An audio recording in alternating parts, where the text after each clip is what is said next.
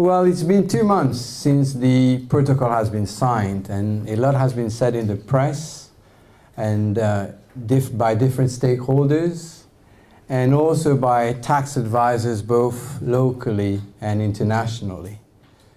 So today I have the challenging task of putting all this into perspective and see what it all means. On the face of it, if we look at it, one could say that the protocol is a bad one, especially if you are an investor and you were not paying any taxes before, and now you're paying taxes. Obviously, you're worse off.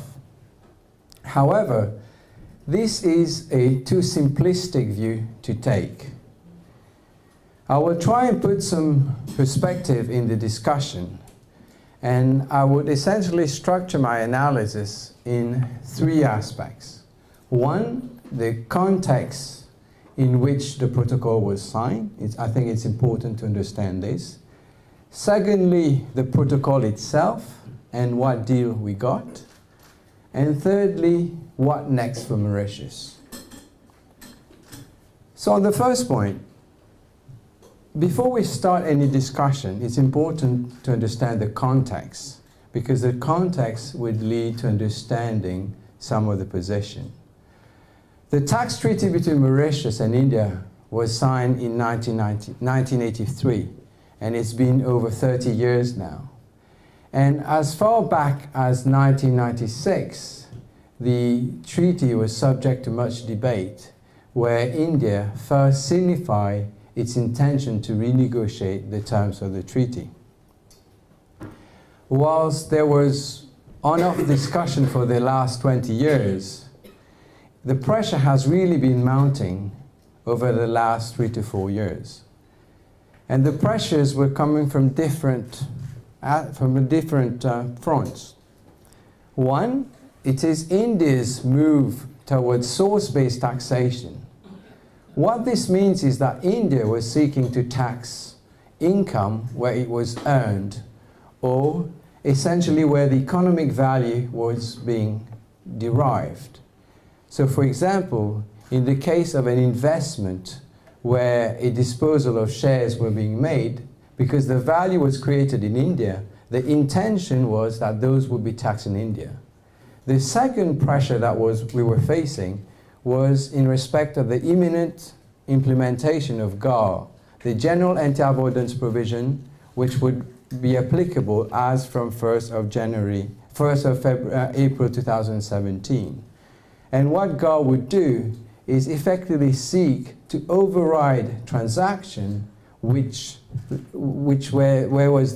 there was evidence of abuse, or where transaction was entered into with the sole purpose of making a tax benefit. And the last pressure was from the global movement, from the OECD, the base erosion profit shifting movement, which was gathering momentum. And what BEPS was trying to achieve is target companies which was effectively diverting tax to low tax jurisdiction, diverting profits to low tax jurisdictions and avoiding paying taxes. So understanding this interplay between the various trends is important to understanding the context of the negotiation. But I think in addition to that, it's also important to understand investor sentiment, what investor was thinking about. Here, if we observe the FDI flows into India, the pattern of FDI flows into India, we'll get some insights. Over the last 15 years, Mauritius was the preferred jurisdiction into India, accounting for about 35% of all FDI flows into India.